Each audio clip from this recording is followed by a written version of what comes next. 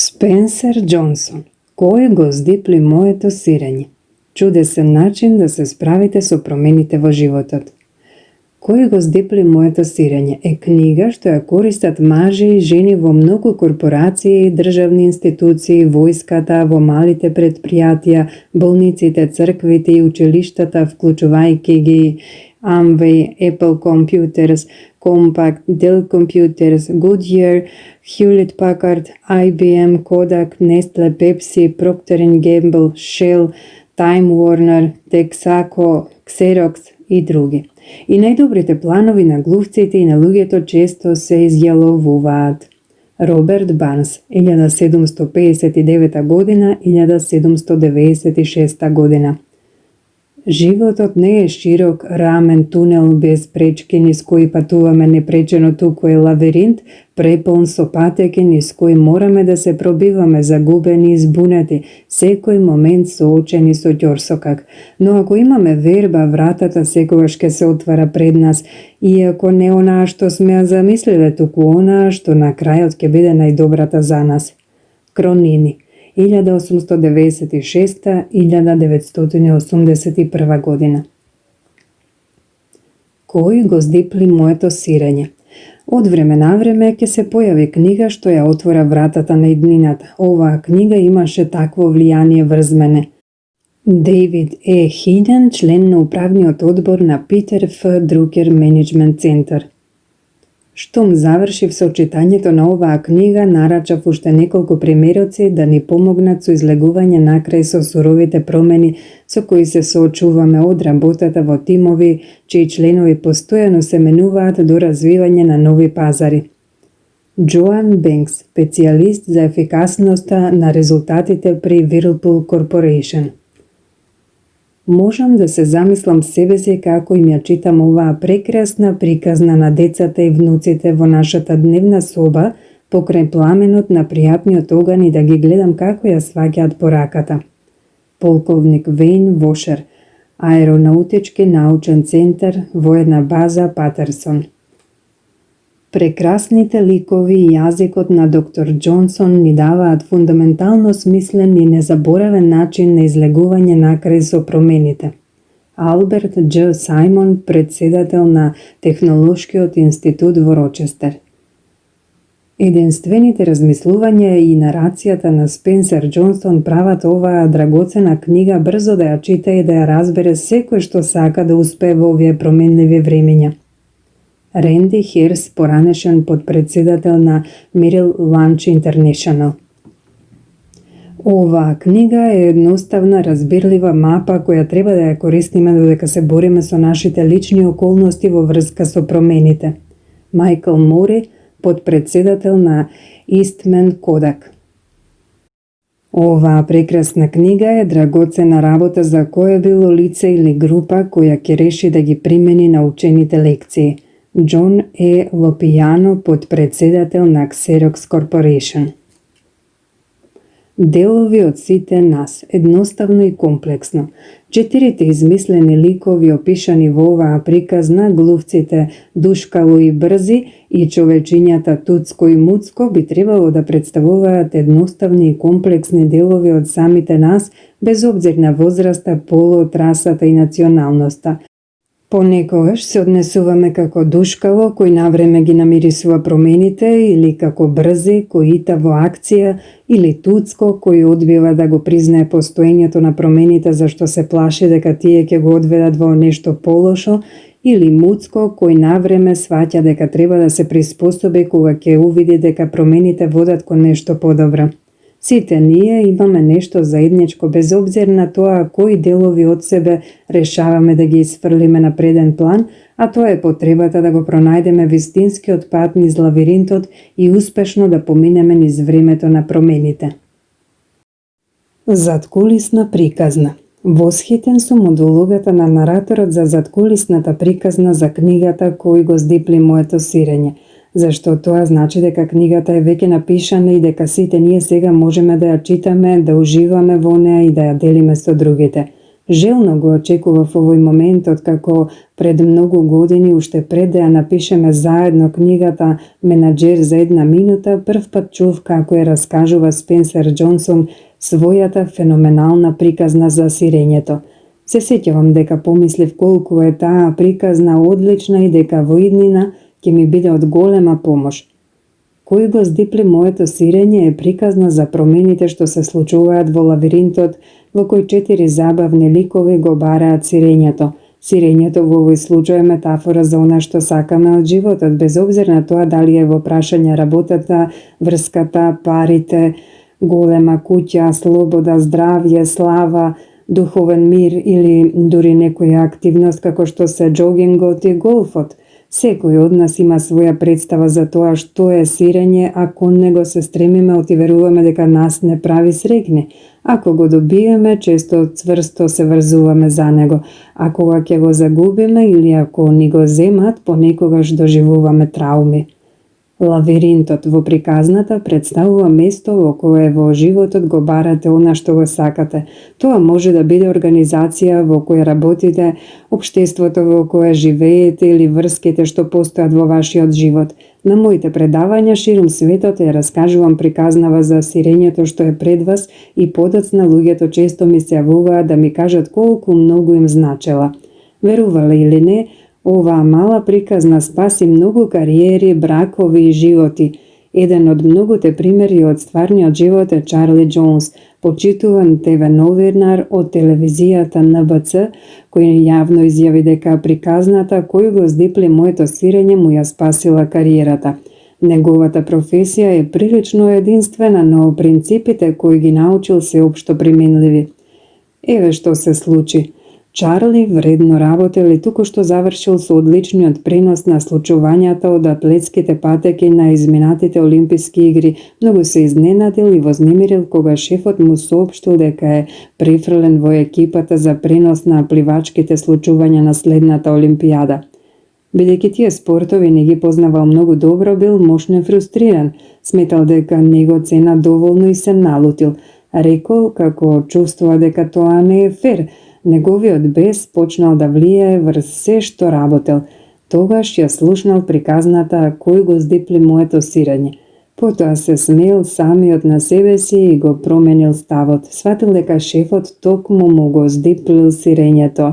И тогаш се приспособил, научил се за уште 2 нови спорта, а во тој процес сватил дека занимавањето со новата работа го подмладува.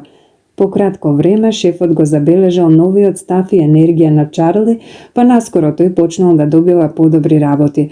Постигнал многу поголеми успеси отколку дотогаш и подоцна бил ставен во холот на славните, во професионалниот фудбал, во улицата на спортските новинари. Тоа е само една од многуте приказни од животот што сум ја чул, која зборува за тоа колкаво влијание има оваа приказна врз луѓето, почнувајќи од нивниот деловен па се до љубовниот живот. Јас толку верувам во моќта на приказната кој го здипли моето сирење, што му подарив по примерок на секој вработен во нашата фирма. Зошто? Затоа што Кен Бленчард, компанијата, како и секоја компанија која сака да опстане во еднина и да продолжи да биде успешна, постојано се менува, таа постојано го здиплува нашето сирење. Иако во минатото сакавме лојално вработени, денес ни се потребни флексибилни луѓе кои не се посесивни по прашањето за начинот на кој овде работиме. Па сепак, како што знаете, да се живее во вода која е постојано матна, во која постојано нешто се менува, дали на работата или во животот, може да биде мощно стресна ако луѓето не гледаат на промените на начин кој им овозможува да ги сфатат. И овде на сцената стапува приказната за сирењето. Кога им раскажував на луѓето за кој го здипли моето сирење, па и тие подоцна откако ќе ја прочитаа, можеше едноставно да се почувствува отпуштањето на негативната енергија. Луѓето од разни одделенија доаѓаа кај мене да му се заблагодарат за книгата и да ми кажуваат колку веќе им помогнала, зашто успеале да ги согледаат промените кои се случуваат во нашата фирма во поинаква светлина, верувајте ми, иако оваа кратка приказна бара малку време за читање, незиното влијание може да биде многу длабоко. Додека ги свртувате страниците, ќе откриете дека книгата има 3 дела. Во првиот, Собир во Чикаго, поранешни пријатели од класот зборуваат на прославата на годишнината од матурата за излегување на крај со промените што им се случуваат во животот. Вториот дел е самата приказна кој го здипли моето сирење, која представува срцевина на оваа книга. Во самата приказна ќе видите дека двете глувчиња подобро излегуваат накрај со промените поради тоа што ги упростуваат работите, додека комплексните мозочиња и човечките емоции кај двете мали човечиња ги комплицираат. Не е работата дека глувчињата се попаметни, сите знаеме дека луѓето се попаметни од глувците, меѓутоа, додека посматрате што работат овие 4 суштества, ќе сватите дека и глувците и човечињата представуваат дел од нас самите. Прости и комплексни, ќе увидите дека нам само би ни користело да работиме едноставни работи кои секогаш палат тогаш кога се менуваат работите. Во третиот дел, во разговорот, пријателите расправаат што значела приказната за секој од нив поделно и како ќе искористат во својот живот.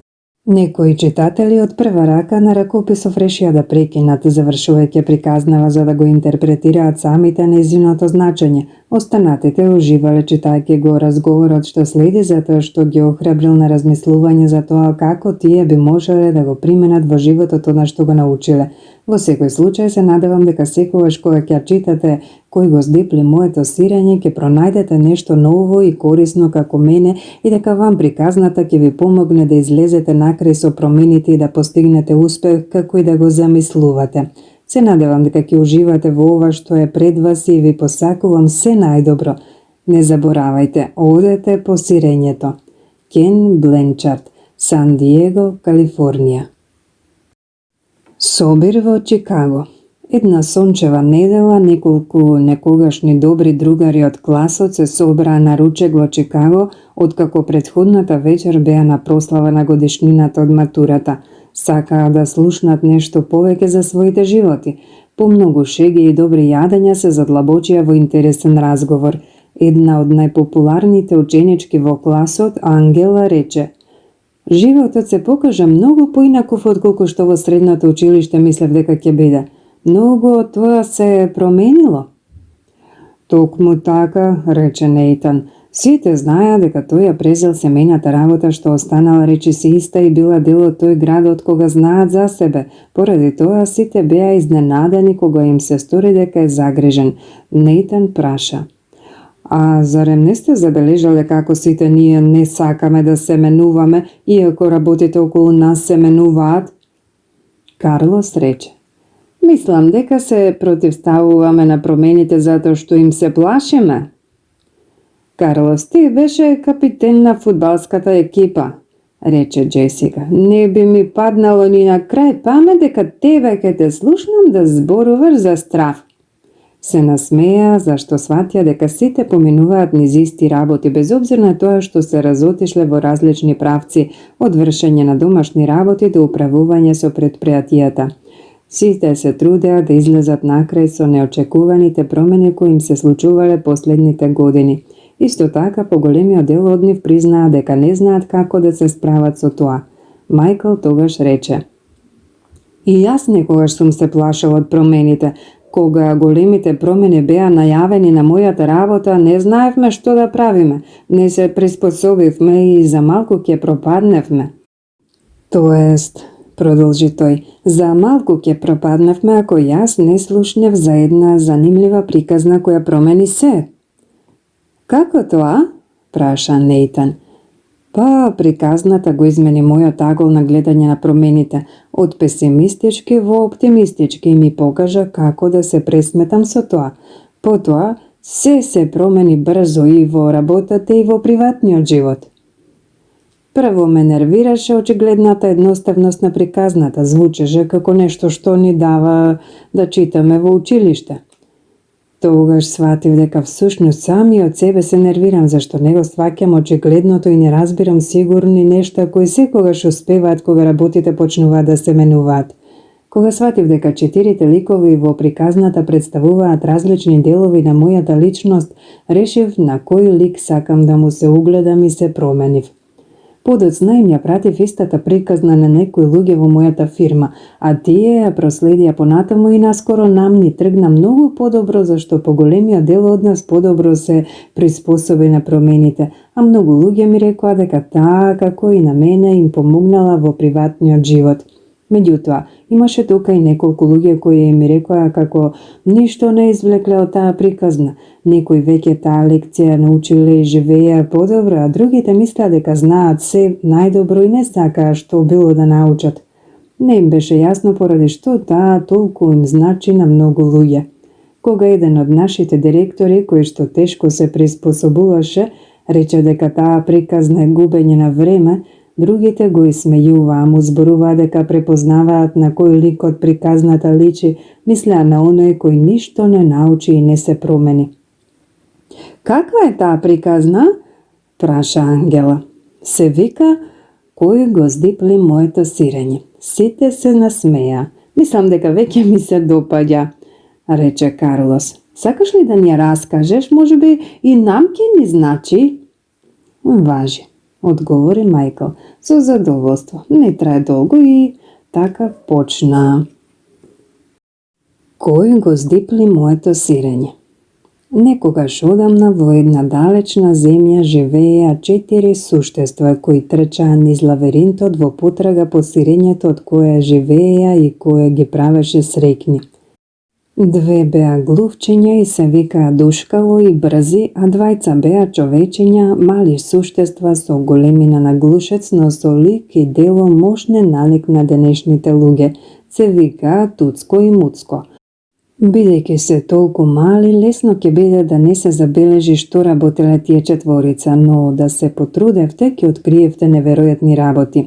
Глувците и човечињата го поминуваа секој ден во лавиринтот и го бараа секој своето специјално сирење.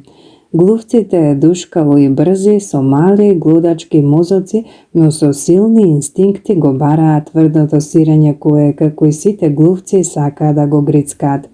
2 човечиња, Туцко и Муцко, ги користеа своите мозоци преполни разни убедувања и емоции за да пронајдат сосем поинакво сирење.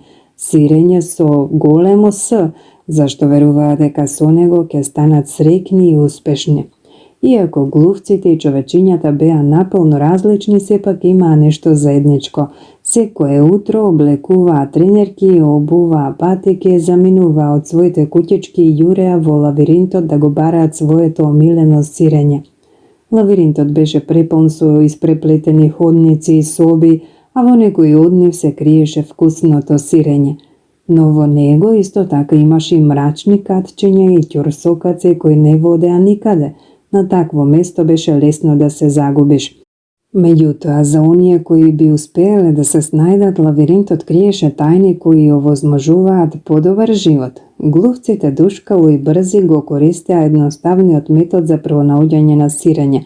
Пробај, па што ќе биде нека биде. Трчаа низ ходникот, па кога ќе откриеа дека е празен, ќе се вратеа и ќе трчаа по некој друг. Памтеа во кои ходници нема сирење и брегу наоѓаа нови области. Душкало можеше да ја надушка областа и правецот каде што се наоѓа сирењето, имаше одличен нос и брзо јуреше во тој правец. Се губеа, тоа ви е јасно, талкаа во погрешни правци и често најдуваа над зидишта, но по извесно време пак ќе се најдеа на вистинскиот пат. Како и глувците, 2 човечиња Туцко и Муцко ја користеа својата интелигенција и учеа од искуството. Меѓутоа, тие се подпираа врз своите мозоци и развиваа малку порафинирани методи за пронаоѓање на сирењето. Понекогаш им одеше добро, но во некои случаи моќните човечки убедувања и емоции им го преплавуваа и замаглуваа погледот кон светот. Поради тоа, за нив животот во лавиринтот беше покомплициран и потежок. Без оглед на тоа, Душкало, Брзи, Туцко и Муцко го наоѓаа тоа што го бараа секој на свој начин. Еден ден сите четворица го пронајдоа своето омилено сирење на крајот од еден ходник во складот за сирење А. Потоа и глувците и човечињата секое утро ја облекуваа својата опрема за трчање и се движеа во складиштето за сирење А. Наскоро секој од нив стекна своји навики. Душкало и Брзи продолжија да стануваат рано и секое утро трчаа низ лавиринтот, секогаш по истиот пат. Кога ќе стигнеа на целта, глувците ги собуваа патиките, ќе ги врзеа со врвките и си ги забесуваа околу вратот, за да им бидат при рака во случај ако им притребаат повторно. Потоа уживаа во сирењето. Во почетокот Туцко и Муцко секое утро јуреа до складиштето за сирење А, за да уживаат во вкусните залачиња сирење што таму ги чекаа само нив. Но по извесно време човечињата се променија и стекнаа сосем поинакви навики. Со секој ден Туцко и Муцко се будеа малку подоцна, се облекуваа малку побавно и шетаа до складиштето за сирење. Надо крај знаеја каде е сирењето и како да стигнат до него. Немаа поим од каде тоа сирење се создало, никој го ставил таму, едноставно предпоставуваа дека за секогаш ќе биде таму. Штом Туцко и Муцко ќе стигнеа во складиштето за сирење А, веднаш се сместуваа удобно, ги обесуваа своите тренерки, ги собуваа патиките и обуваа влечки. Станаа мошни олабавени сега откако го пронајдоа сирењето. Ова е сјајно, рече Туцко. Овде има доволно сирење за да ни трае за секогаш. Човечињата се чувствуваа среќно и успешно и мислеа дека сега се сигурни. Не помина долго време, а Туцко и Муцко почнаа да го именуваат сирењето што го пронајдоа во складиштето за сирење А, нашето сирење.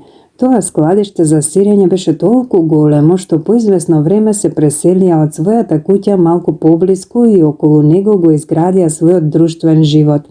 За да им биде поудобно, Туцко и Муцко ги украсија ѕидовите со пословици и цртаа слики на сирењето околу нив, а тие слики им создаваа среќа. На една пишуваше: Сирењето те прави среќен. Понекогаш Туцко и Муцко доведуваа пријатели да им го покажат своето купиште сирење во складиштето за сирење А и го покажуваа со гордост со овие зборови. Што велите, не е лошо ова сирење А?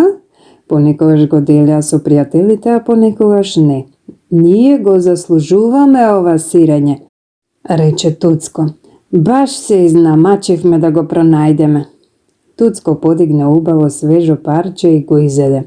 Туцко потоа заспа како и обично. Човечињата секоја вечер се тетеравеа накај дома сити и пресити, а секој утро самоуверено се враќаа по уште сирење. Тоа траеше прилично долго. Самоувереноста на Туцко и Муцко по извесно време се претвори во дрскост што доаѓа со успехот. Наскоро им стана толку удобно што не ни забележаа што се случува. За тоа време Душкало и Брзи продолжија постаро. Доаѓа секое утро, душкаа, гребеа и трчаа околу по складиштето за сирење А, истражувајќи областа за да видат дали има некои промени. Потоа ќе седнеа да го грицкаат своето омилено сирење. Едно утро стигнаа во складиштето и открија дека веќе нема сирење. Не се изненадија, бидејќи Душкало и Брзи веќе забележаа дека резервите од сирење секој ден се повеќе се намалуваат. Беа подготвени на тоа и инстинктивно знаеа што треба да прават. Се погледнаа, ги зедоа патиките што ги имаа врзано и ставено на вратот, ги обоја и ги врзаа врвците. Глувците не претеруваа со анализа на работите. За нив и проблемите и решавањето на проблемите беа прости. Ситуацијата во складиштето за сирење А се промени. Поради тоа и Душкало и Брзи решија да се изменат. Обајцата зирнаа надвор од лавиринтот. Потоа Душкало ја подигна муцката, продушка и му кимна на Брзи кој се залета во лавиринтот. Душкало го следеше најбрзо што можеше. Брегу тргнаа храбро во потрага по ново сирење. Малку подоцна истиот ден во складиштето за сирење А стигнаа и Туцко и Муцко. Тие не обрнуваа внимание на малите промени што се случуваа секој ден. Го прифатија сирењето здраво за готово. Тие двајцата не беа подготвени за она што ќе го пронајдат. Што? Нема сирење? Урликаше Туцко, продолжи да вреска. Нема сирење! Нема сирење? Божем, некој ќе го врати сирењето на место ако достатно гласно урлика тој. Кој го здипли моето сирење? Викаше Туцко. На крајот ги стави рацете на колковите, лицето му поцрвени и заурлика со сета сила. Не фер! Муцко само вчудо невидено одмавнуваше со главата и тој исто така сметаше на тоа дека во складиштето за сирење, а секогаш ќе има сирење, стоеше таму доста долго вкочанет од шокот, едноставно не беше подготвен за сето тоа. Туцко нешто урликаше, ама Муцко не сакаше да слуша, не сакаше да се соочи со сето тоа, па едноставно се исклучи. Однесувањето на човечињата не беше ни претерано убаво, ни продуктивно, но секако можеме да го разбереме. Не им беше лесно да пронајдат сирење, а на човечињата тоа им значеше многу повеќе од секојдневното насушно сирење. Пронаоѓањето на сирењето за човечињата значеше добивка на она за што мислеа дека им е потребно за да бидат среќни. Секој од нив имаше своја представа за тоа што му значи сирењето во зависност од вкусот. За некои пронаоѓањето на сирењето значеше добивка на материјални нешта, за други тоа беше доброто здравје и душевниот мир. За Муцко сирењето представуваше чувство на сигурност, хармонично семејство и удобна куќичка на улицата Кашкавал. За Туцко тоа сирење представуваше унапредување во газда на сирењето што е надреден над сите и голема куќа на брдото Горгонзола. Двете човечиња долго се обидуваат да одлучат што да прават понатаму поради тоа што сирењето им беше толку важно. Се што успеа да смислат беше уште малку да подушкаат по сирењаците се обидуваа да се уверат дека сирење навистина нема. Додека душкало и брзи трчкаа напред, Туцко и Муцко тапкаа во место. Тие звечкаа и беснеа поради нанесената неправда. Муцко падна во депресија. Што би се случило кога и утредента тука ќе нема сирење, веќе скова планови за еднината врз основа на таа резерва. Човечињата едноставно не можеа да веруваат, никој не ги предупреди. Тоа не беше во ред, не може тоа така. Туцко и Муцко таа ноќ отидоа дома гладни и обезхрабрени, а пред да заминат Муцко напиша над зидот: колку сирењето ти значи повеќе, толку повеќе го посакуваш. Туцко и Муцко утредента ги напуштија своите домови, повторно се вратија во складиштето за сирење А, бидејќи и понатаму очекуваа дека во него ќе го затекнат своето сирење. Ситуацијата остана непроменета. Таму веќе немаше сирење. Човечињата не знаеа што да прават. Туцко и Муцко само стоеа неподвижни како два кипа. Муцко ги затвори очите најцврсто што можеше и ги стави рацете преку ушите. Сакаше да побегне од се. Не сакаше да си признае самиот на себе си дека резервите од сирење секој ден се намалуваа. Просто веруваше дека некој ненадејно го оздиплил. Туцко одново ја анализираше ситуацијата и на крајот главниот збор го зеде неговиот комплициран мозок со огромен систем на убедување. Поради што ми го направија ова? Зборуваше бесно. Всушност, што се случува овде? Муцко конечно ги отвори очите и рече: Патам речено, а каде се душкало и брзи? Може би тие знаат нешто повеќе за ова? Туцко со презир промрмори: Ама што знаат тие? Тој продолжи: Тоа се само обични глувци, тие само реагираат на она што им е дадено. Ние сме човечиња, ние сме попаметни од глувците. Би требало да откриеме во што е работата. Знам дека сме ние попаметни, рече Муцко, но ми се чини дека во овој момент не се однесуваме баш така. Работите се менуваат, Туцко. Може би ние треба да се промениме и да започнеме да ги работиме нештата поинаку. Зошто би се менувале? Праша Туцко. Ние сме човечиња, ние сме нешто посебно. Вакви работи не би требало да ни се случуваат нам, а дури и да се случат би требало ние да имаме некои олесненија. Зошто ние би имале олесненија? Праша Муцко. Затоа што имаме право на тоа, тврдеше Туцко. На што имаме право? Муцко сакаше да знае. Имаме право на нашето сирење. А поради што? Праша Муцко. Затоа што не сме ние виновни за ова што се случи, рече Туцко. Ова го направи некој други, ние би требало да имаме некоја корист од сето тоа. Муцко предлагаше: Може би просто би требало да престанеме толку да анализираме ситуацијата и да тргнеме во потрага за ново сирење. А не, контрираше Туцко. Не заминувам одовде додека не откријам што се случило. Додека Туцко и Муцко се обидуваа да одлучат што да работат, Душкало и Брзи веќе прилично се оддалечија.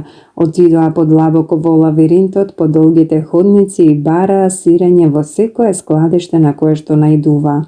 Не мислеа на ништо друго освен на пронаоѓањето на ново сирење. Подолго време не наоѓаа ништо додека конечно не најдоа област на лавиринтот во која никогаш порано не биле. Складиште за сирење Н. Душкало и Брзи зацрцорија од восхит. Го пронајдоа тоа што го бара, огромно количество на ново сирење. Не можеа да им веруваат на своите очи. Тоа беше најголемото складиште за сирење што кога и да го виделе глувците. Туцко и Муцко во меѓувреме се уште седеа во складиштето за сирење А и ја проценуваа својата положба. Сега веќе трпеа поради недостигот од сирење. Стана лути и фрустрирани и се обвинуваа еден со друг поради ситуацијата во која се најдоа. Муцко повремено ќе помислеше на своите пријатели глувци, Душкало и Брзи и се прашуваше дали веќе пронашле сирење. Размислуваше како веројатно не им е лесно бидејќи трчањето низ лавиринтот е прилично несигурна работа, но тој исто така знаеше дека тоа трае само известно време. Понекогаш Муцко ги замислуваше Душкало и Брзи како наоѓаат ново сирење и уживаат во него. Ке помислеше колку би му годела авантурата во лавиринтот, како и резервите од ново сирење. Речиси можеше да му го почувствува вкусот. Колку појасно Муцко ја гледаше својата слика како го пронаоѓа и ужива во новото сирење, често размислуваше за заминувањето од складиштето за сирење А. Ајде, викна тој од ненадеж. Не, реагираше брзо Туцко. Овде ми се допаѓа, удобно ми е, овде знам се. Освен тоа, таму надвор е опасно. Не, се спротивстави Муцко. И порано трчавме низ многу делови на лавиринтот, па можеме и сега. Престар сум за тоа, рече Туцко, и се плашам дека воопшто не ме интересира да талкам наоколу, да се губам и да правам идиот од себе си. А ти?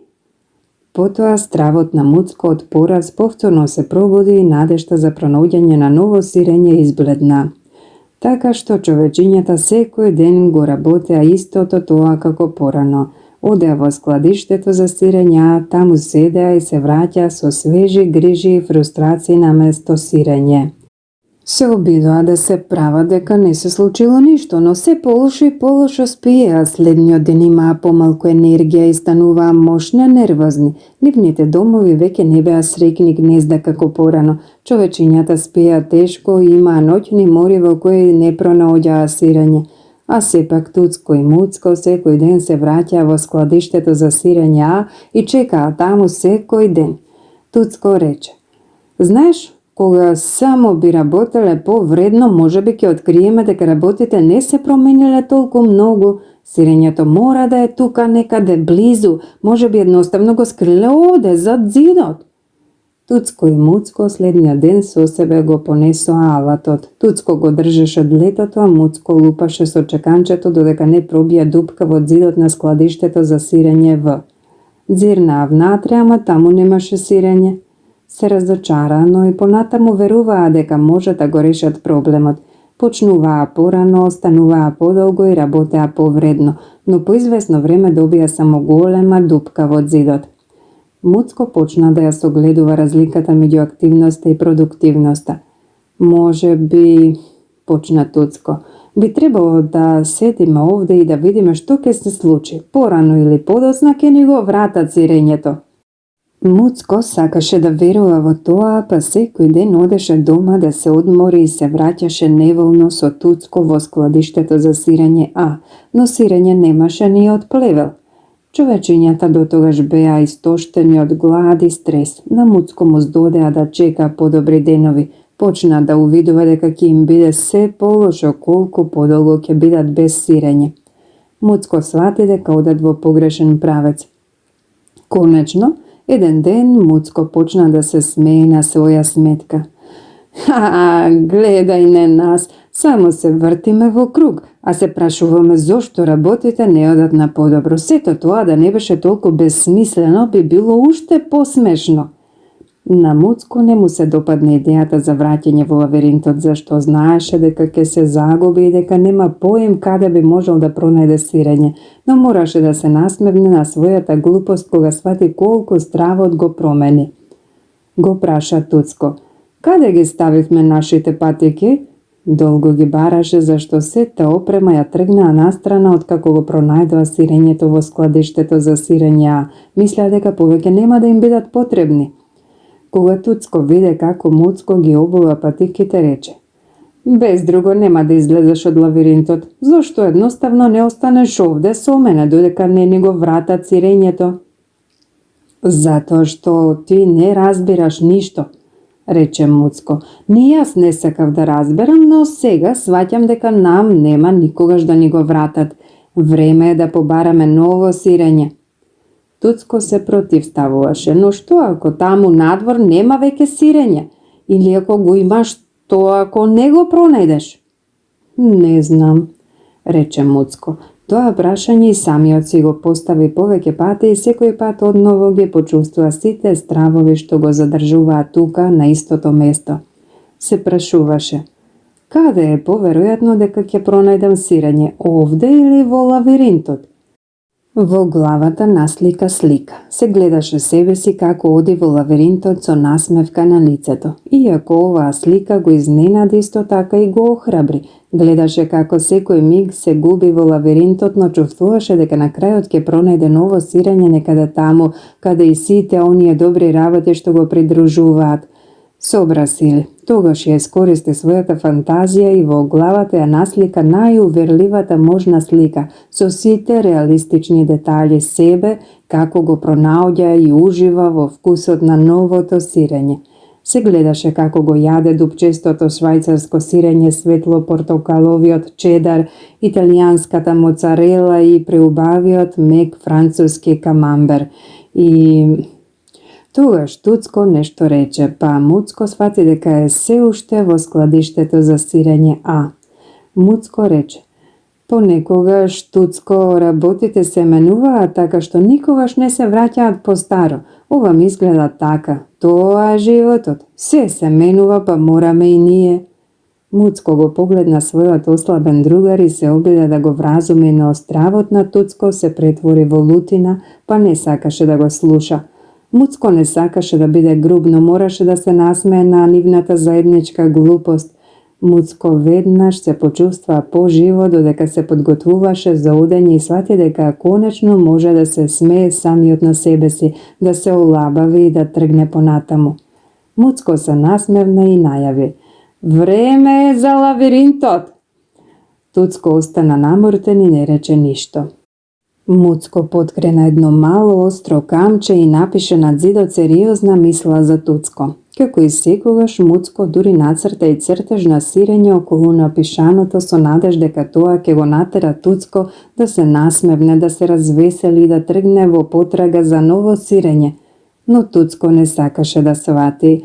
Муцко напиша: "Ако не се промениш, ќе загинеш." Муцко потоа загрижено зирна надвор во лавиринтот. Размислуваше како самиот себе си се втурна во оваа криза за сирење. Веруваше дека во лавиринтот веќе нема сирење или дека можеби нема да го пронајде. Таквите стравови го спречуваа и го уништуваа. Муцко се насмевна. Знаеше дека Туцко се прашува кој го здипли моето сирење. А Муцко се прашуваше поради што не тргнав по сирење порано.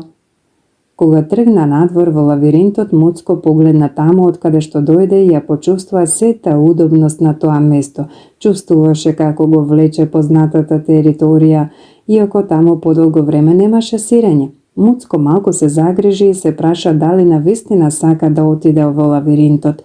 Над зидот пред себе ја напиша пословицата и ја гледаше извесно време. "Што би направил сега кога не би ми било страв?" Размислуваше за тоа, знаеше дека стравот повремено може да му биде од корист. Кога се плашиш, работите може уште повеќе да се влошат доколку нешто не сториш, па така може да те поттикне на акција. Но не е добро кога толку се плашиш и не си во состојба што било да сториш. Погледна надесно во делот на лавиринтот низ кој никогаш не поминал и почувствува страв. Тогаш длабоко вдиша, сврте десно и лесно потрча кон непознатото. Додека се обидуваше да го најде вистинскиот пат, Муцко во почетокот се грижеше дека можеби предолго чекал во складиштето за сирење, а долго немаше пробано ниту трошка сирење и беше баш обесилен. Поради тоа патот низ лавиринтот беше подолг и понапорен од вообичаено. Реши, ако некогаш повторно биде во слична ситуација, порано да замине од удобната зона и да се приспособи на промените. Така се ќе биде полесно. Тогаш Муцко малкуцка се насмевна и помисли: подобро некогаш отколку никогаш. Во текот на следните неколку денови Муцко овде онде ќе најдеше малку сирење, но тоа не му траеше долго. Се надеваше дека ќе најде доволно сирење што ќе може да го однесе на Туцко и да го охрабри да дојде во лавиринтот. Но Муцко се уште не беше доволно самоуверен. Мораше да признае дека лавиринтот го збунуваше. Работите се чини дека и се изменија откако последен пат беше овде. Штом ќе помислеше дека почнал да напредува, се загубуваше во ходниците, како да одеше 2 чекора напред, а 1 назад. Ловот на сирење беше вистински предизвик, но мораше да признае дека враќањето во лавиринтот не беше ни одблизу толку страшен како што го замислуваше тој. Како што минуваше времето, Муцко почна да се прашува дали неговата надеж во пронаоѓањето на ново сирење е воопшто реална. Се прашуваше да не загрезал поголем залак отколку што може да изџвака. Тогаш се насмевна, зашто свати дека во тој момент воопшто немаше што да џвака. Штом ќе се обезхрабреше, се потсетуваше сами од себе си дека тоа што го прави тој, колку и да било непријатно во тој момент, е многу подобро отколку седењето во празното складиште за сирење. Ја презеде контролата над својот живот наместо да дозволува работите едноставно да му се случуваат. Тогаш Муцко почувствува: ако Душкало и Брзи можат да напредуваат, тогаш може и тој. Подоцна, кога Муцко се осврнуваше на изминатите денови, свати дека сирењето од складиштето за сирење не може туку така да исчезне преку ноќ како што веруваше тогаш. Количеството на сирење се повеќе се смалуваше, а она што останало се расипало. Не беше вкусно. Може би веќе и мувла растеше по старото сирење, а тој не ни забележал, меѓутоа мораше да си признае дека веројатно би успел да свати што се подготвува ако го сакаше тоа, но не. Муцко сега свати дека промената не би го изненадила толку ако целото време посматраше внимателно што се случува и така да ја предвидеше иднината. Може би токму тоа го правеа Душкало и Брзи. Реши од сега натаму да биде повнимателен, ќе очекува промени и ќе ги бара. Ќе им верува на своите инстинкти и ќе почувствува кога ќе дојде до промени, па така ќе биде подготвен да се приспособи кон нив. Затоа застана да се одмори малку и напише над зидот од лавиринтот: често надушкувај ко сирењето, затоа што така ќе дознаеш кога тоа ќе почне да се расипува. Малку подоцна, откако прилично долго не пронајде сирење, Муцко конечно најде на големо складиште што ветуваше. Меѓутоа, кога влезе внатре, многу се разочара, затоа што тоа беше празно. Пречесто сум го доживувал ова чувство на празнина, помисли тој. Му дојде да се откаже. Муцко почна да ја губи силата, знаеше дека се загубил и се уплаши дека нема да преживее. Размислуваше за враќање во складиштето за сирење, барем ако успе да се врати, таму ќе биде со Туцко. Тогаш повторно се праша: што би направил кога не би ми било страв? Муцко помисли дека го надминал својот страв, но сепак се плашеше многу почесто отколку тоа сакаше да си го признае самиот на себе си. Не беше секогаш сигурен во тоа од што се плаши, но во својата слабост знаеше дека едноставно се плаши од осаменоста. Муцко не беше свесен за фактот дека и сега заостанува поради тоа што се плаши. Муцко се прашуваше дали Туцко тргнал понатаму или е се уште таму парализиран од страв. Тогаш Муцко се сети на оние времења кога се чувствуваше најдобро во лавиринтот. Тоа беа времења во кои напредуваше. За да се подсети да му послужи на Туцко, ако еден ден реши да го следи, над зидот ја напиша оваа реченица: Ако тргнеш во неистражен правец, полесно ќе пронајдеш ново сирење. Муцко погледна низ мрачниот премен, свесен за својот страв. Што ли го чека таму напред? Дали е се празно? Или уште полошо да не демне некоја опасност? Почна да размислува на разни застрашувачки работи што може да му се случат. Смртно се преплаши. Се насмевна самиот на себе си, свати дека стравот само ги влошува работите. Тогаш го направи она што би го сторил кога не би му било страв. Тргна во неистражен правец. Додека трчаше низ мрачниот ходник, почна да се смешка. Муцко тоа уште не го сваќаше, но го откри тоа што му ја храни душата. Се олабави и веруваше во она што имаше пред него, иако баш и не знаеше точно што е тоа. Муцко се изненади кога свати дека се повеќе и повеќе ужива. Поради што се чувствувам толку добро? Се прашуваш. Немам сирење и не знам каде одам. Набрзо свати зошто. Застана да го напише ова над зидот. Кога ќе го надминеш стравот, ќе почувствуваш дека си слободен. Муцко свати дека беше заробеник на својот собствен страв, го ослободи патот во непознатото. Почувствува благ ветрец кој дуваше во тој дел од лавиринтот и го освежуваше. Неколку пати длабоко вдиша воздух и тоа малку го освежи. Штом го надмина стравот, сето тоа беше многу попријатно отколку што некогаш мислеше дека може да биде. Муцко многу долго не се чувствувал толку добро. Речи се заборавил колку е забавно човек да се бори. За да ги поправи работите уште повеќе, Муцко одново почна да размислува.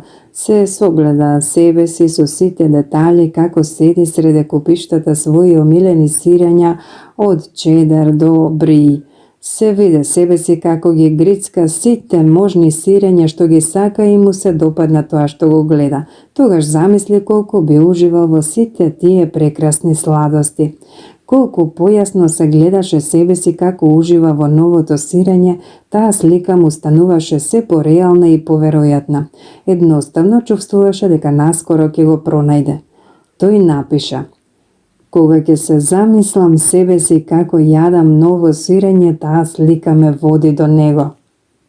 Муцко постојано размислуваше на тоа што ќе добие наместо да плаче над она што го губи. Се прашуваше поради што од секогаш размислувал дека промената ќе води кон нешто полошо. Сега свати дека промените можат да водат и во нешто добро.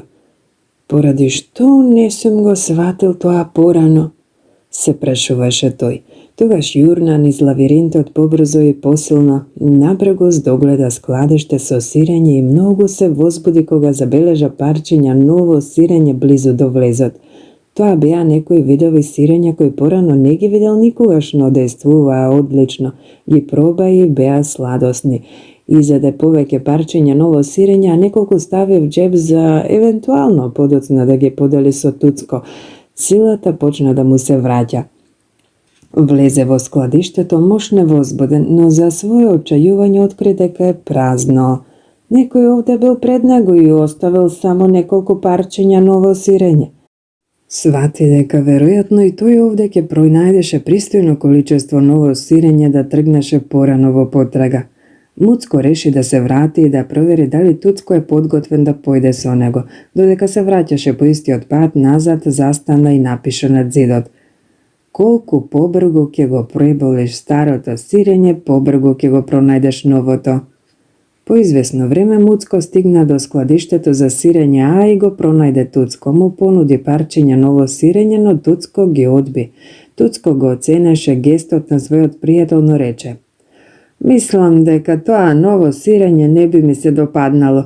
Не сум навикнал на тоа, сакам да ми го вратат моето сирење и не сакам да се променам додека не го добијам тоа што го сакам. Муцко само разочарано одмавна со главата и неволно тргна на пат. Кога се врати до најдалечната точка што ја истражи во лавиринтот, свати дека му недостасува пријателот, но исто така му беше јасно дека му се допаѓа она што го работи во тој момент. Дури и пред да го пронајде она за што се надеваше дека ќе биде голема вкусна резерва од ново сирење, ако тоа кога било му појде од рака, тој спозна дека тоа не е единствената работа што го прави среќен. Беше среќен кога со него не управуваат стравовите. Му се допаѓаше она со што се занимаваше сега. По ова спознание, Муцко веќе не ја чувствуваше онаа иста слабост како во складиштето за сирење, без сирење. Сознанието дека сака да дозволи стравот да го спречи и дека оди во нов неистражен правец, тоа беше доволно да му ја поврати силата и да го освежи. Сега чувствуваше дека е само прашање на време кога ќе го пронајде она што му е потребно. Сушност се чувствуваше како веќе да го пронашол тоа што го бара. Се насмевна кога свати. По-безбедно е да се талка низ лавиринтот отколку да останеш таму каде што нема сирење. Муцко уште еднаш свати дека она од што се плаши никогаш не е толку страшно како што го замислуваш ти. Стравот на кој ти ќе му дозволиш да се наталожи во твојот ум е полош од стварноста. Тој толку се плашеше дека нема никогаш да го пронајде новото сирење што дури и не сакаше да почне да бара, но штом тргна на патувањето во ходниците пронајде доволно сирење да го одржи во живот. Сега се надеваше дека ќе пронајде нешто повеќе и самото барање стана возбудливо. Неговото резонирање порано беше замаглено со стравови и грижи. Размислуваше за тоа како нема доволно сирење или барем не толку колку што му треба. Размислуваше повеќе за тоа што би можело да тргне на лошо отколку на добро. Но сето тоа се промени во моментот кога замина од сирењарницата Б. Порано веруваше дека сирењето никогаш нема да исчезне и дека промените не чинат. Сега свати дека е природно промените непрекинато да се случуваат, без обзир на тоа дали ги очекуваш или не. Промените можат да те изненадат само доколку не ги очекуваш. Кога свати дека неговите убедувања се променија, застана да напише над зидот: бајатите убедувања не водат до ново сирење. Муцко се уште не го пронајде сирењето, но размислуваше за она за што размислуваше додека трчаше низ лавиринтот. Сега свати дека неговите убедувања го охрабруваат и новото однесување. Се однесуваше поинаку отколку тогаш кога непрекинато се враќаше во празното складиште. Знаеше дека со промената на убедувањето се променуваат и делата. Можеш да веруваш дека промената ќе ти наштети и да даваш отпора, можеш и да веруваш дека пронаоѓањето на ново сирење ќе ти помогне да ја прифатиш. Се зависи од тоа во што веруваш. Потоа напише над зидот: кога ќе сватиш дека можеш да пронајдеш ново сирење во кое ќе уживаш, го менуваш правецот. Муцко знаеше дека сега би бил во многу подобра форма ако навреме ги прифатеше промените и порано го напушташе складиштето за сирење А. Ќе беше појак и со телото и со духот и ќе можеше подобро да излезе накрај со предизвиците на барање ново сирење. Всушност, досега веројатно и ќе го пронајдеше ако очекуваше промени наместо што губеше време порекнувајќи дека нешто се променило. Повторно ја искористи својата фантазија и се здогледа себе си како го наоѓа и го густира новото сирење. Одлучи да влезе подлабоко во неистражените делови на лавиринтот и овде-онде ќе пронајдеше трошки сирење. Повторно стекна сила и сигурност во себе. Кога би се сетил на местото од каде што дошол, на Муцко му беше драго што толку често оставаше пораки над зидот. Беше убеден дека тие ќе му користат на туцко како патокази кои што ќе ги следи низ лавиринтот ако кога било одлучи да го напушти складиштето за сирење А. Муцко со сите сили се надеваше дека оди во добар правец. Ја замисли можноста туцко да го пронајде ракописот над зидот и така да тргне по вистинскиот пат. Напиша над зидот за она за што веќе долго време размислуваше. Ако навреме ги забележиш ситните промени, полесно ќе се приспособиш на крупните кога ќе најдат. Досега Муцко веќе се ослободи од минатото и се приспособуваше на сегашноста. Го продолжи своето патешествие низ лавиринтот побрзо и посилно. По кратко време успеа. Кога му се стори дека патува низ лавиринтот веќе страшно долго, неговиот пат, или барем дел од неговиот пат, заврши брегу и среќно. Муцко одеше низ ходникот, сосем непознат за него, сврте зад аголот и го пронајде новото сирење во складиштето на сирење на. Кога влезе внатре, го вчудовиде она што го догледа. Насекаде наоколу беа наслагани најголемите резерви сирење што ги видел кога и да е. Во почетокот не му беше баш се познато зашто овде имаше и некои видови сирења кои никогаш порано не ги видел. Тогаш на момент се праша да не е тоа можеби сон, додека не се појавија и неговите стари пријатели Душкало и Брзи. Душкало му климна со главата на Муцко во знак на добре дојде, а Брзи му замавна со шепата. Нивните мали бели стомачиња оддаваа впечаток дека овде престојувале подолго време. Муцко на брзина им се јави и почна да ги грицка своите омилени сирења. Ги собу патиките, ги врза врвците и си ги обеси околу вратот во случај ако повторно му затребаат. Душкало и Брзи се насмевнаа, климнаа со главите со воодушевување. Тогаш Муцко се нафрли на новото сирење. Кога добро се засити, поткрена парче свежо сирење и направи здравица. Ура за промените!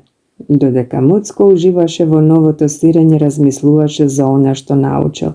Сватил дека сето време се држал за илузијата на старото сирење кое веќе не постоеше, па поради тоа се плашеше од промените. Па што тогаш го натера да се промени? Стравото до умирање од глад? Муцко се насмевна зашто беше сигурен дека тоа прилично му помогна. Тогаш се насмеа и свати дека почнал да се менува токму во моментот кога научи да се смее самиот на себе си и на своите грешки.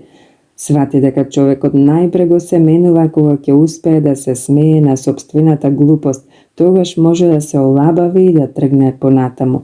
Беше свесен дека научил нешто корисно од продолжувањето понатаму од своите пријатели глувци, Душкало и Брзи. Тие се трудеа животот да им биде едноставен, не анализираа претерано, не ги комплицираа работите. Кога ситуацијата се промени и веќе немаше сирење, тие се променија и тргнаа по него. На тоа ќе се сеќава секогаш. Муцко исто така го искористи својот мозок за она што човечињата го работат подобро од глувците. Се замислуваше себе си до најситните подробности, како пронаоѓа нешто подобро, многу подобро. Размислуваше за грешките што ги направил во минатото и ги искористи за да ја испланира иднината. Сега знаеше дека излегувањето накрај со промените се учи. Треба да се биде свесен од потребата животот да биде што е можно поедноставен, треба да се биде флексибилен и побрзо да се реагира. Не треба премногу да се компликуваат работите и да се збунуваш со стравовите. Треба да се забележат малите промени на самиот почеток за да бидете подобро подготвени за големите кои веќе доаѓаат. Знаеше дека треба побрзо да се приспособува, зашто ако тоа не се направи навреме може да биде предоцна. Мораше да признае дека најголемата пречка на промените лежи во нас и дека ништо не се поправа додека и самите не се промениме. Може би е најважно спознанието дека секогаш постои некое ново сирење таму некаде, без обзир на тоа дали си за тоа во даден момент свесен или не, и дека го добиваш како награда тогаш кога го надминуваш стравот и почнуваш да уживаш во авантурата. Знаеше дека стравот понекогаш треба да се почитува, зашто те сопира да не јуриш безглаво во опасност, но свати дека поголемиот дел од неговите стрелушања биле непромислени и дека го спречувале да се промени кога тоа било потребно.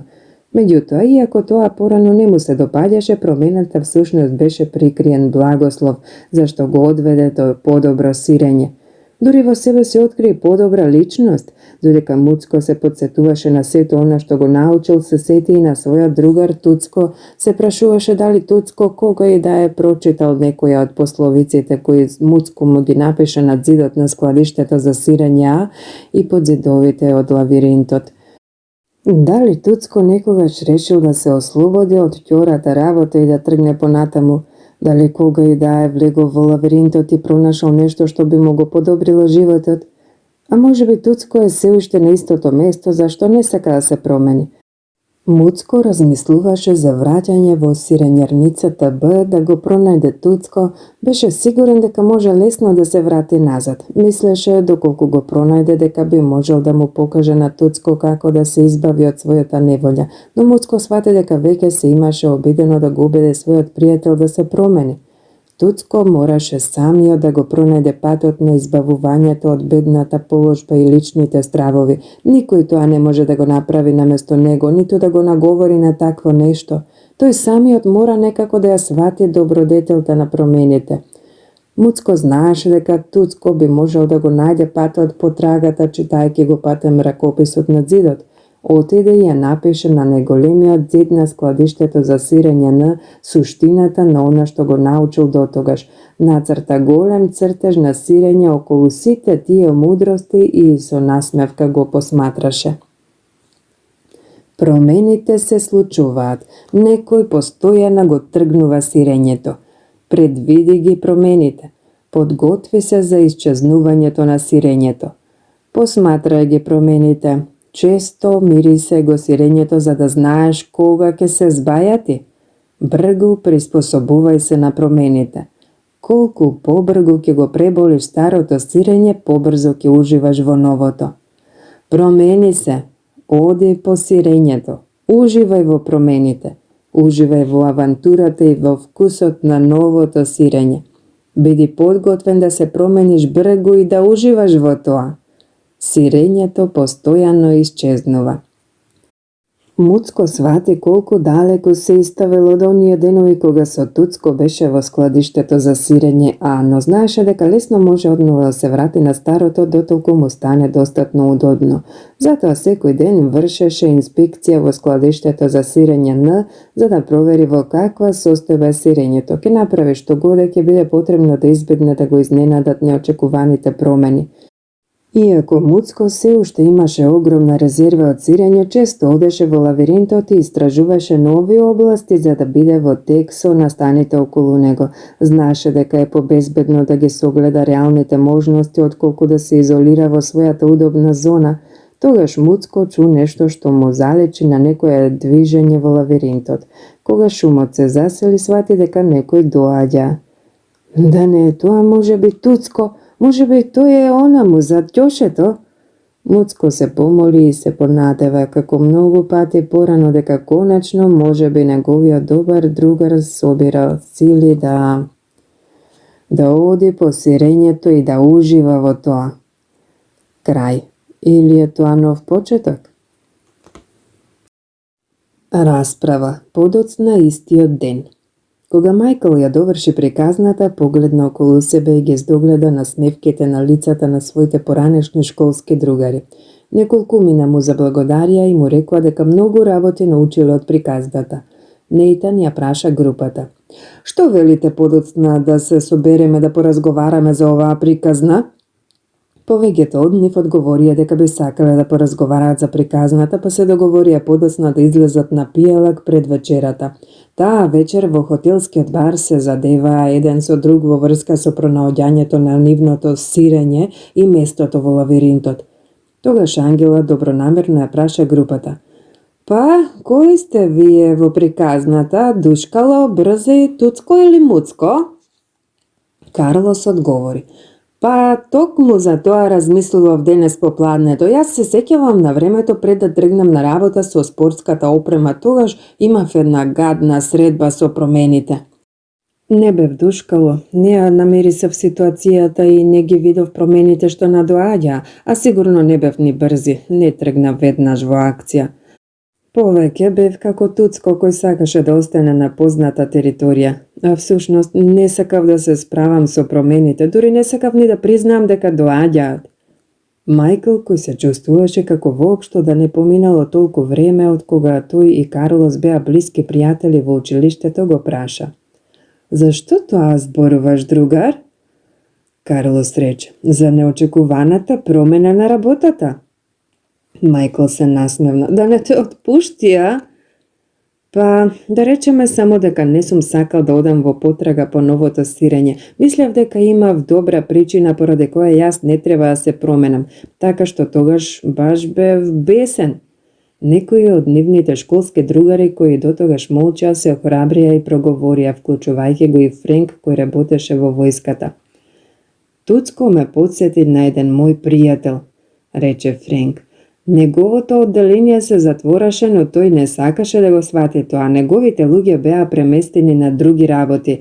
Се обидувавме да му зборуваме за многу други можности кои постојат во фирмата за оние што сакаат да се приспособат, но не му баѓаше на памет да се промени. Единствено тој беше изненаден кога одделението се затвори. Сега има големи проблеми со приспособувањето кон проблемите за кои мисли дека не требало да се случат. Джесика рече, ни јас не сум мислела дека тоа треба мене да ми се случи, но моето сирење исчезнуваше повеќе пати, посебно во мојот приватен живот, но до тоа ќе дојдеме подоцна. Многу од групата се смеја, освен Нейтан. Може би токму во тоа е работата, рече Нейтан. Промените ни се случуваат на сите нас. Тој додаде, би сакал моето семејство порано да ја чуеше оваа приказна за сирењето. За жал, ние не сакавме да признаеме дека доаѓа до промени во нашата работа, а сега е веќе доцна, мораме да затвориме многу продавници. Ова изненади многумина од групата затоа што мислеа дека Нейтан има среќа што има сигурна работа врз која може да се потпре од година до година. Што се случило? Се заинтересира Джесика. Нашиот синџир од мали продавници одненадеж излезе од мода кога во градот се изгради огромна мега стоковна куќа со огромен инвентар и со ниски цени. Едноставно не можевме да се надпреваруваме со нив. Сега гледам дека наместо да бидеме како Душкало и Брзи, бевме како Туцко. Останавме таму каде и што бевме и не се менувавме. Се обидовме да го игнорираме она што се случува, сега сме во неволја. Муцко би можел да ни одржи повеќе лекции зашто ние секако не сме умееле да се смееме на своја сметка и да ги направиме поинакви работите. Лора, сега успешна деловна жена, слушаше, ама дотогаш немаше ништо речено. И јас размислував за приказната денес попладне, рече таа.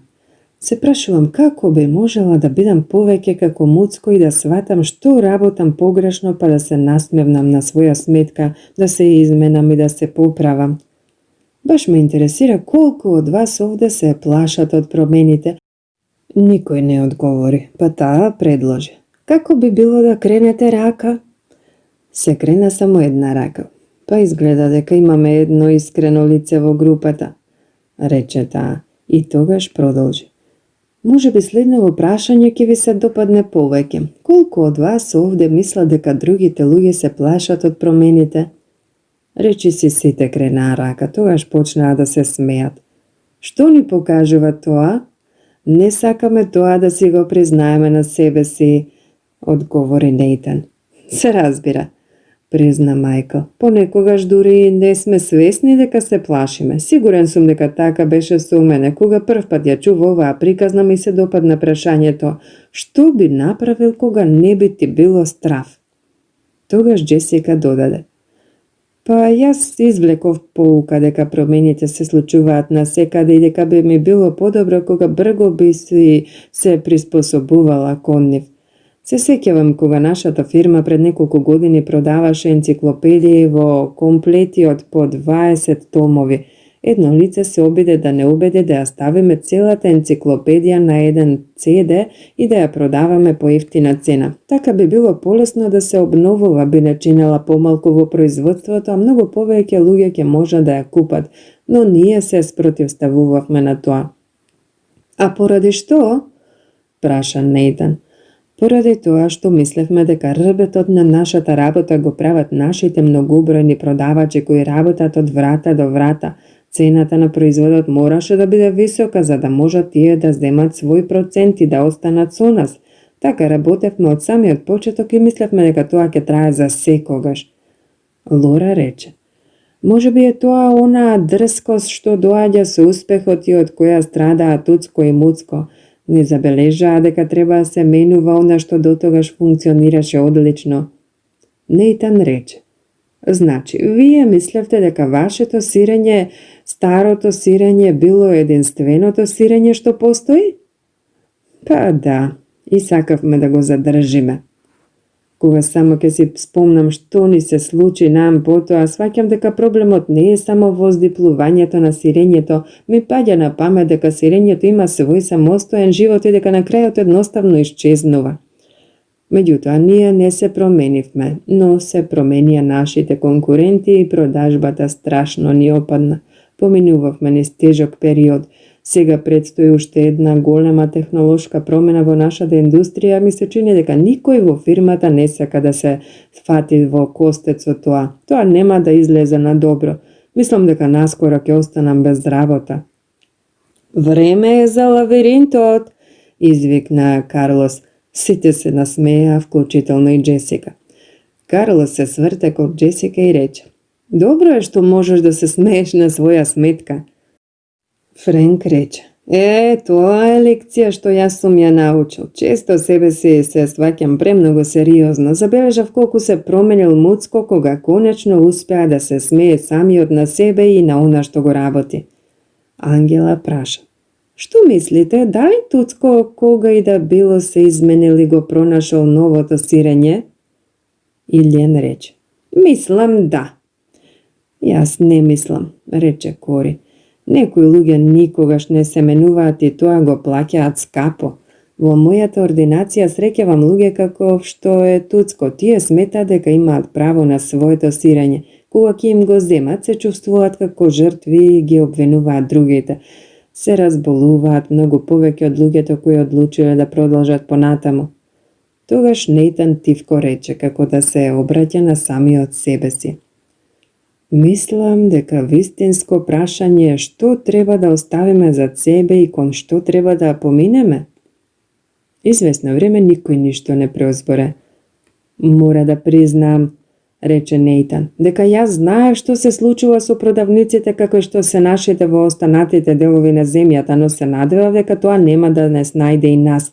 Мислам дека е многу подобро самиот да ги започнуваш промените додека уште можеш, отколку да им се противставуваш или да им се приспособуваш. Може би требало сами да тргнеме по новото сирење. Како го замислуваш тоа? Праша Френк. Нейтан одговори: Постојано се прашувам каде би биле денес да ги продадевме недвижнините во кои беа сместени нашите стари продавници и со тие пари да изградевме една голема модерна стоковна куќа која би можела да се надпреварува со најдобрите. Лора рече: Може би Муцко мислеше на тоа кога рече дека треба да се ужива во авантурата и да се оди по сирењето. Френк рече: Мислам дека некои работи не би требало да се менуваат. Например, јас сакам да се држам до своите основни вредности, но сега сваќам дека би ми било многу подобро во животот да сум тргнал порано по сирењето. Па, Майкл, тоа беше фина приказничка, рече Ричард, дежурниот сомневач. Но како си ја искористил во својата фирма? Групата се уште не знаеше дека и самиот Ричард поминува низ некои промени. Неодамна се разведе од жена си и сега се обидуваше да пронајде рамнотежа меѓу кариерата и воспитувањето на децата. Майкл одговори: Знаеш, мислев дека е моја работа да се борам со дневните проблеми кои ми се испречуваат на патот, да всушност требаше да гледам напред и да обраќам внимание на правецот во кој се движиме. Човече, ама сум се борел 24 часа дневно. Не бев баш претерано забавно друштво. Влетав во вистински магепсен круг и не можел да се избавам. Лора рече: Значи ти си организирала, требаше да водиш. Токму така, рече Майкл. Кога ја чув оваа приказна, сватив дека моја работа е да нацртам слика на новото сирење по кое треба да тргнеме сите, за да можеме да уживаме во промените и успехот на работното место или во животот. Нейтан праша: Што си сторил ти на работа? Па, кога ги прашав луѓето во фирмата на кој лик сами на себе личат, сватив дека во фирмата ги имаме сите 4 лика. Сватив дека Душкало, Брзи, Туцко и Муцко треба да се третираат на различен начин. Нашите душкало типови би можеле да ги надушат промените на пазарот и така да ни помогнат појасно да ја согледаме ситуацијата. Нив ги охрабривме да испитаат како тие промени би можеле да резултираат со нови производи и услуги кои би ги сакале нашите моштерии. Многу им се допадна работата и ни рекоа дека им годи да работат на место кое ги препознава промените и навреме се приспособуваат. Нашите брзи типови сакаа да ги завршуваат работите, па ги охрабривме да преземат иницијатива во согласно со новото работење на фирмата. На нив само требаше да се внимава да не истрчаат во погрешен правец. Тогаш би ги наградиле поради работењето што нам ни го донесе новото сирење. Им се допадна што работат во фирма што ги цени нивната работа и резултатите.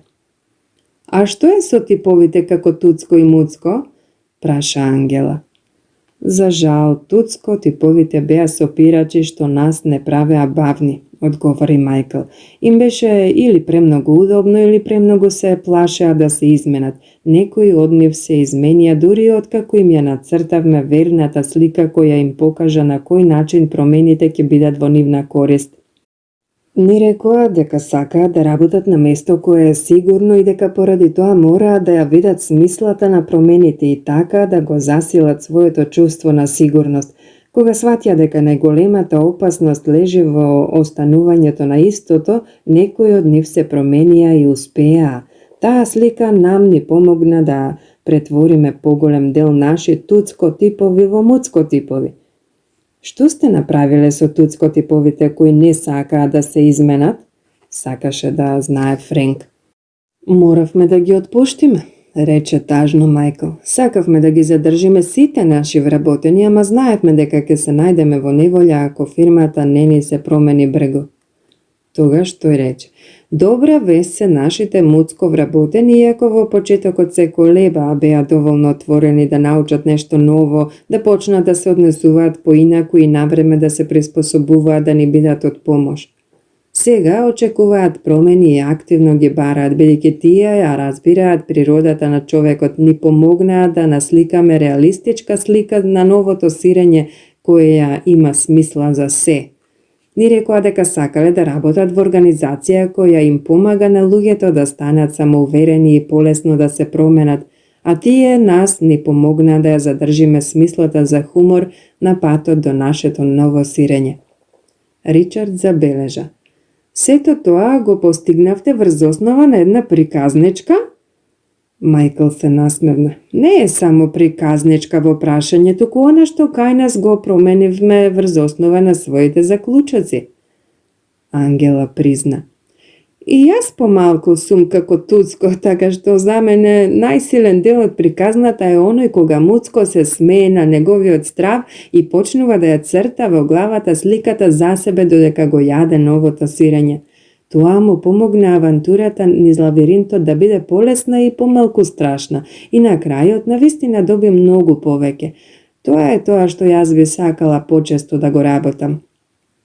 Френк се насмевна. Значи и сличните на Туцко понекогаш ги здогледуваат добрите страни на промената. Карлос се насме. Како и предноста на задржување на својата работа. Ангела додаде: или дури и добивање на добро покачување на платата?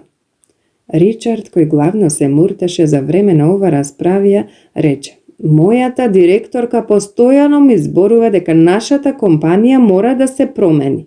Мислам дека таа всушност ми зборува дека и јас морам да се променам, само што тоа не е тоа што јас сакам да го слушнам. Мислам дека всушност никогаш не сум успеал да согледам какво е тоа ново сирење на кое таа сака да не наведе, ниту што јас би добил со тоа. Блага насмевка прелета преку лицето на Ричард додека зборуваше. Морам да признам дека ми се допаѓа таа идеја на согледување на новото сирење и замислувањето на себе си додека уживаш во него. Тоа ги улеснува работите. Кога ќе успеш да согледаш како тоа може да ги поправи работите, ќе се заинтересираш за промените. Може би ова можам да го искористам во приватниот живот, додаде тој. Моите деца мислат дека ништо во нивните животи не треба да се промени. Мислам дека се однесуваат како Туцко. бесни се. Веројатно се плашат од оне што им го носи иднината. Можеби јас не сум им нацртал доволно реалистичка слика на новото сирење. Веројатно затоа што и самиот тоа не го гледам јасно. Групата замолкна бидејќи неколку луѓе размислуваа за своите животи.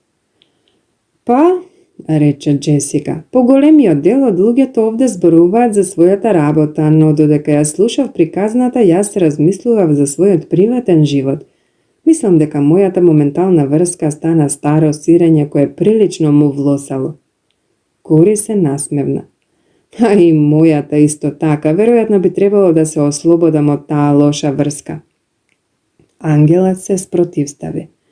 А може би старото сирење е само старо однесување, она од што навистина треба да се ослободиме однесувањето што ја прави лоша врската. И тогаш да се помине на поубав начин на размислување и однесување.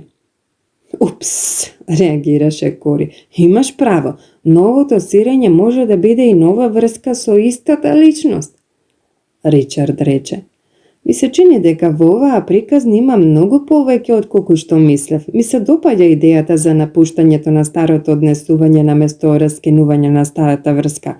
Однесувањето на ист начин секогаш ќе донесе исти резултати. Што се однесува до работата, можеби наместо работата би требало да го променам начинот на кој ја извршувам. Веројатно и сега би бил во подобра позиција да сум го сторил тоа навреме. Беки, која живее во друг град, па се вратила заради годишнината, рече. Додека ја слушав приказната и коментарите на сите вас овде, морав да се насмеам самата на себе си. Толку долго сум била како туцко, сум тапкала во место и сум се плашала од промените. Не сум сватила колку други луѓе ги имаат истите проблеми. Се плашам дека тоа несвесно сум го пренела и на своите деца. Кога ќе размислам малку подобро, сваќам дека промената на вистина може да доведе на некое ново ниво, подобро место, иако во почетокот се плашиш дека нема да биде така. Се сеќавам на времето кога син ми беше трети клас во средно училиште. Новата работа на маж ми бараше да се преселиме од Илиноис во Вермонт, а нашиот син беше мошно несреќен зашто мораше да ги остави старите своји пријатели. Беше пливачка звезда во средното училиште, а училиштето во Вермонт немаше пливачка екипа. Беше многу бесен што го тераме да се сели.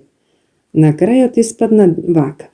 Тој се влюби во планините на Вермонт, почна да скија, се пласира во скијачката екипа на својот коледж и сега среќно живее во Колорадо. Да ја чуевме сите заедно оваа приказна за сирењето со шолја топла чоколада, веројатно би се заштедиле себе си од многу стресови. Одам дома да му ја раскажам оваа приказна на моето семејство. Ке ги прашам децата што мислат, кој сум јас, душкало, брзи, туцко или муцко и како се гледаат себе си. Би можеле да разговараме за тоа што мислиме дека е старото сирење за нашето семејство и што би требало да биде новото сирење, рече Джесика. Тоа е одлична идеја, рече Ричард, изненадувајќи ги сите, вклучително и самиот себе си. Јас мислам дека ќе се угледам на Муцко и со уживање ќе тргнам по сирењето и ќе им ја пратам оваа приказна на сите мои пријатели кои се грижат што ќе биде со нив доколку ја напуштат војската и што ќе значи за нив таа промена. Тоа би можело нас да не наведе кон некои интересни расправи, прокоментира Френк. Мајкл рече. Па така ние ја унапредивме нашата работа. Неколку пати расправавме што секој од нас доби од приказната за сирењето и како тие заклучоци би можеле да ги примениме на нашата тогашна ситуација. Тоа беше одлично, зашто добивме терминологија која е лесна за користење додека се зборува за тоа како секој од нас излегува накрај со промените. Сето тоа беше многу ефектно зашто се прошири подлабоко низ фирмата. Нейтан праша. Како го мислиш тоа подлабоко? Па колку приказната повеќе се ширеше низ нашата организација, наидовме на повеќе луѓе кои чувствуваа дека се помалку моќни. Тие разбирливо повеќе се плашеа од тоа како промената наметната од врвот би можела да се одрази врз нив, така што се спротивставуваа на промените. Накратко, наметнатата промена е одбиена промена. Но кога приказната за сирењето се прошири до последниот вработен во фирмата, помогна луѓето да го променат своето видување на промените. Им помогна на сите да се сменат или барем да им се смешкаат на своите стари ставови и да посакаат да тргнат понатаму. Само ми е жал што приказнава не сум ја чул порано, додаде Мајкл. Како тоа? Праша Карлос. Затоа што нашата работа веќе толку пропадна, кога се сетивме нешто да промениме, моравме да отпуштиме луѓе, вклучително, како што веќе реков, и некои добри пријатели. На сите нас тоа ни падна тешко, меѓутоа тие што останаа рекоа дека приказната за сирењето им помогнала полесно да излезат накрај со проблемите. Тие што мораа да тргнат во потрага по нова работа рекоа дека во почетокот им било тешко, но дека секогаш им помагало кога ќе се сетеле на приказната. Ангела рече: Што најмногу им помогнало? Мајкл одговори: Со оглед на тоа дека ги надминаа своите стравови, ми рекоа дека најдобра работа била кога сватиле дека таму некаде постои ново сирење кое одвај чека некој да го пронајде. Рекоа дека најмногу им помогнала сликата на новото сирење во главата. Се виделе себе си како успеваат на новата работа, така што се чувствувале подобро и беа поуспешни во разговорите со идните работодавачи. Неколку од нив добија подобра работа. Лора праша: А што е со оние луѓе кои останаа во твојата фирма? Па, рече Мајкл, наместо да се жалат на промените што се случуваат, луѓето почнаа да зборуваат, па едноставно ни го здиплија сирењето. Сега мораме да го пронајдеме новото. Тоа им заштеди многу време и го намали стресот. По кратко време, луѓето што се спротивставуваа ги согледаа сите предности на промените, дури помогнаа промените да се случат побрзо. Кори рече: Поради што се промениле, што мислиш ти? Се променија откако се промени мислењето на повеќето нивни колеги. Тој праша: Што се случува во повеќето организации во кои сте работеле откако промените ќе ги најави управата? Дали поголемиот дел од луѓето велат дека промената е добра или лоша идеја? Лоша идеја, одговори Френк. Да, се сложи Мајкл. Но поради што? Поради тоа што луѓето сакаат работите да останат исти и сметаат дека промените ќе им штетат. Кога едно лице вели дека промената е лоша идеја, другите ќе го следат, рече Карлос. Да, иако може би и не мислат така, рече Мајкл, но ќе се согласат за да се вклопат. Тоа е тој вид притисок на јавното мислење што се противи на промените во која било организација. Беки праша: Па, како се променија работите откако луѓето ја слушнаа приказната за сирењето? Притисокот на јавното мнение се промени поради тоа што никој не сакаше да личи на Туцко. Сакаа да ги намирисаат промените и да тргнат во акција порадо отколку да останат заглавени на истото место. Нейтан рече: Тоа е вистина. Никој во нашата фирма не би сакал да личи на Туцко. Може би дури би се промениле. Зошто не ни ја раскаже оваа приказна на минатата годишнина? Ова би можело да успее. Мајкл рече: И успева. Најдобро успева, се разбира, кога сите во организацијата ќе ја знаат приказната, без оглед на тоа дали се работи за голема корпорација, мало предпријатие или вашето семејство, затоа што организацијата може да се промени само кога во неа ќе се промени доволен број луѓе. Тогаш им го рече уште и ова: Кога свативме колку нам ни помогна приказната, ја проследивме на сите луѓе со кои сакавме да соработуваме, знаејќи дека и тие наскоро ќе мора да се соочат со промените. Им предложивме дека ние би можеле да бидеме нивно ново сирење, тоест успешни партнери со кои би можеле да постигнат успех. Тоа водеше во нова работа. Тоа на Джесика и даде неколку идеи и ја потсети дека има неколку закажани работи рано следното утро. Погледна на часовникот и рече: Па, време е да го напуштиме ова складиште за сирење и да пронајдеме некое ново сирење. Сите се насмеа и почнаа да се поздравуваат. Многу сакаа да го продолжат разговорот, но мораа да заминат. Додека заминуваа, одново му се заблагодаруваа на Мајкл. А тој рече: Баш ми е драго што вам приказнава толку многу ви користеше и се надевам дека наскоро ќе имате прилика да ја споделите со други луѓе. Крај.